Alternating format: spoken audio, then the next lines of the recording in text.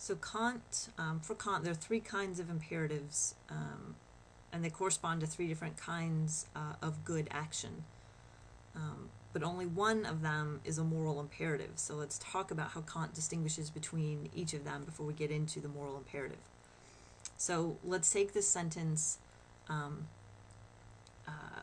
that if you wish to learn to ride a bike, then you ought to do these things, providing the instructions for riding a bike. So here we have an imperative, but we have to take into account two things. So first, that the actions commanded are conceived as being good with a view to attaining a certain end. So they're good relative to learning to ride a bike. They're not commanded as actions that ought to be performed for their own sake, but only in order to achieve a certain end, only if you want to learn to ride a bike. So the imperative is thus hypothetical.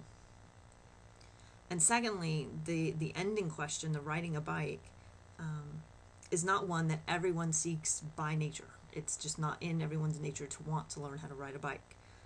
That's an artificial construct there, a societal imperative. So a person may or may not wish to learn to ride a bike. The imperative simply states, though, if you wish to learn to ride a bike, then you ought to do these things, take certain actions.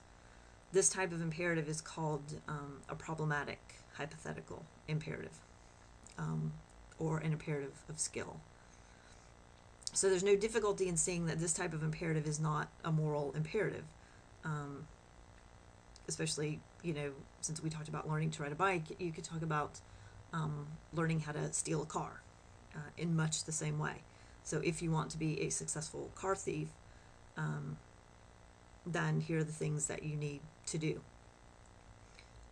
So this imperative of skill has in itself really nothing to do with morality. The actions are commanded simply because they're useful to attain a certain end. Now let us consider another statement. You desire to be happy because it's in your nature. Therefore, you ought to perform certain actions. So here we do have a hypothetical imperative in the sense that certain actions are commanded as a means to an end. That you do certain things so that you can be happy, and it's in your nature to want to be happy.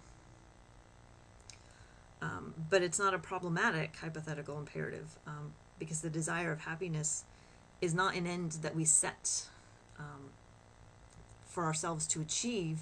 It's something that's already in our nature. It's a drive that's in our nature to be happy. So that we don't choose or not choose to be happy, like we can choose or not choose to learn how to ride a bike. So the imperative doesn't say, if you desire happiness, it asserts that you desire happiness, unless it's called an assertoric hypothetical imperative. Now there's some ethical systems that will treat this as a moral imperative, but Kant does not. So what moral imperative remains then is what Kant called the categorical imperative.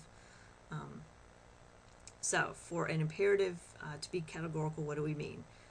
That it must command actions not as a means to an end, but as good in themselves. So actions not as a means to an end, but actions that are good in themselves. Is what Kant also referred to as an apodictic imperative. And to quote him, the categorical imperative, which declares an action to be objectively necessary in itself, without reference to any purpose, that is, without any other end, is valid as an apodictic practical principle. So what is this categorical imperative? All that we can say about it purely a priori, so we'll bring that phrase back in again, by considering the mere concept of the categorical imperative, is that it commands conformity to law in general. It commands that maxims which serve our principles of will should conform to universal law. And to quote Kant again, there is therefore only one categorical imperative, and it is this: act only on that maxim through which you can at the same time will that it should become a universal law. And then Kant gives us almost immediately another formulation of this imperative, namely, to act as if the maxim of your action were to become through your will a universal law of nature. Now, there are other expressions of the categorical imperative. So we must remember that Kant does not intend to imply that concrete rules of conduct, very specific things that you would perhaps tell your child what is right and what is wrong, cannot be deduced from the categorical imperative, in the sense that a premise can be deduced, or a conclusion can be deduced from premises in a syllogism. The imperative serves more as a criterion for judging the morality of concrete principles. So if you take an action and you are uncertain as to whether it is morally good or not, this categorical imperative would be your measuring stick. Is what you are about to do something that you would want everyone else in the world to be able to do? And if the answer is no, then you are not acting in a morally right way.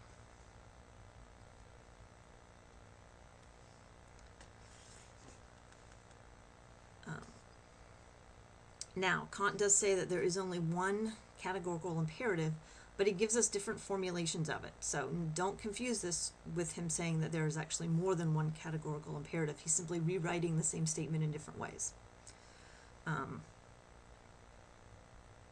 So initially he wrote, act only on that maxim through which you can at the same time will that it should become a universal law. And then we saw the second formulation, act as if the maxim of your action were to become through your will a universal law of nature. And there's yet another formulation. And by giving the several formulations, what Kant is intending to do is to give an idea to the to the reason, to bring it nearer to intuition by means of an analogy, let's say, and thereby nearer to feeling.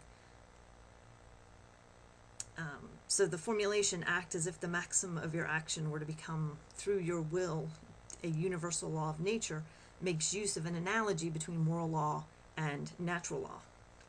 And elsewhere Kant wrote, ask yourself whether you could regard the action which you propose to do as a possible object of your will if it were to take place according to a law of nature in a system of nature of which you were yourself a part. This formula may be the same as a categorical imperative in its original form, in the sense that this is its principle, as it were, but it's obvious with this formulation that the idea of a system of nature is an addition to the categorical imperative as it was first expressed.